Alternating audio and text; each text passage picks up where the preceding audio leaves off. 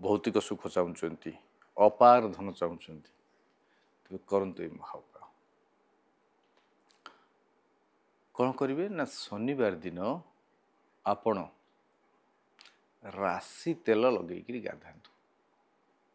राशि तेल बल्ल भाव लगे गाधा ग्रह कष्ट जिते जीवन में प्रारब्ध दो से मुक्ति पाई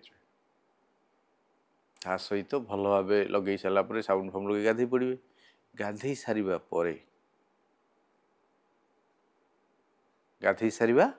परे स्नान शौच सारिकी जाइकी आपण महादेव को दर्शन करंतु काल भैरव रूप में महादेव को दर्शन करंतु एवं महादेव को शमीपत्र एवं मीठा दुग्ध महू अर्पण कर दियंतु यही उपाय को